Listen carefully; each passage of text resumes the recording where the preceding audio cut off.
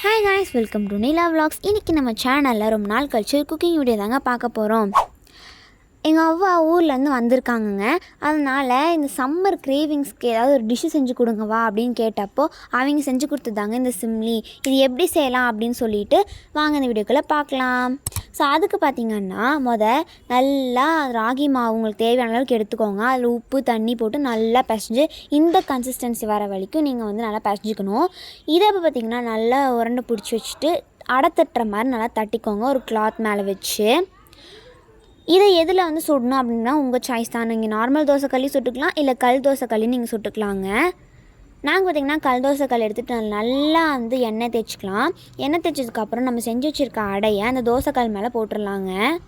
இப்போது இது one side வேகணும் இல்லையா, அது நல்லா வேகணும் அப்படிங்கிறதுனால நம்ம அதுக்கு மேலே எண்ணெயை ஊற்றிக்கலாங்க. இப்போ இது ஒன் சைடு வேகிறதுக்குள்ளே நம்ம இன்னொரு அடையும் தட்டிடலாங்க. இந்த மாதிரி எல்லா அடையும் தட்டி அதை நல்லா நம்ம சுட்டு வச்சுக்கலாம்.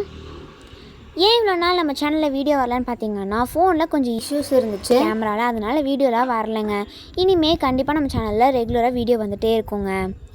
இந்த அடை பார்த்திங்கன்னா கொஞ்சம் ஹார்டாக இருக்குது அப்படின்னு நீங்கள் நினைக்காதீங்க. இது சூடாக இருக்கும்போது ஹார்டாக இருக்கும். இது ஆறிச்சுனா கொஞ்சம் சாஃப்டாகிருங்க. இப்போது எல்லா அடையும் நம்மளுக்கு ரெடி ஆயிடுச்சுங்க. இப்போது இது நல்லா சூடாக இருக்குது. இதை கொஞ்சம் நேரம் நம்ம ஆற விட்டுடலாம். ஆற விட்டதுக்கப்புறம் பார்த்திங்கன்னா கொஞ்சம் சூடு கம்மியானதுக்கப்புறம் தொட்டு பார்த்திங்கன்னா நல்லா சாஃப்டாக இருக்கும். இந்த நேரத்தில் நம்ம எல்லாமே பிச்சு ஒரு தட்டில் போட்டுக்கலாம்.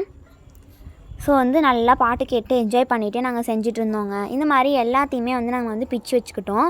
எதுக்கு அப்படின்னு பார்த்திங்கன்னா இது ஒரு மிக்ஸி ஜாரில் போட்டு நல்லா அரைச்சிக்கணுங்க.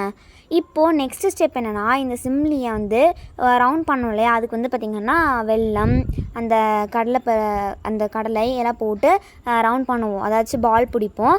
ஸோ அதுக்கு நம்ம முதல்ல எல்லாத்தையும் அரைச்சிக்கணும் இல்லையா, அதுக்கு இந்த அடை பீஸ்லாம் பிச்சு வச்சுருந்தோம் இல்லையா, அதை போட்டுக்கு அரைச்சிக்கோங்க நல்லா. அடுத்து வெல்லத்தையும் அந்த கடலைத்தையும் போட்டு நல்லா அரைச்சி அந்த ராகி அடைக்கு மேலே நம்ம தூவிக்கலாங்க. இப்போது இது ரெண்டுத்தையும் சேர்த்து நல்லா மிக்ஸ் பண்ணணும். அந்த வெல்லம் பார்த்திங்கன்னா அந்த ராகியோட சேர்ந்து நல்லா பிசு பிசுன்னு ஒரு கன்சிஸ்டன்சி, அந்த பால் பிடிச்சா நிற்கும், இந்த மாதிரி நிற்கிற அளவுக்கு நீங்கள் அதை பிசையணும். இப்படி நின்னும் போது நம்ம பால் பிடிச்சிக்கலாம். எங்கள் பாட்டி பார்த்திங்கன்னா அது ரோல் பண்ணுறதே எனக்கு ரொம்ப பிடிக்குங்க.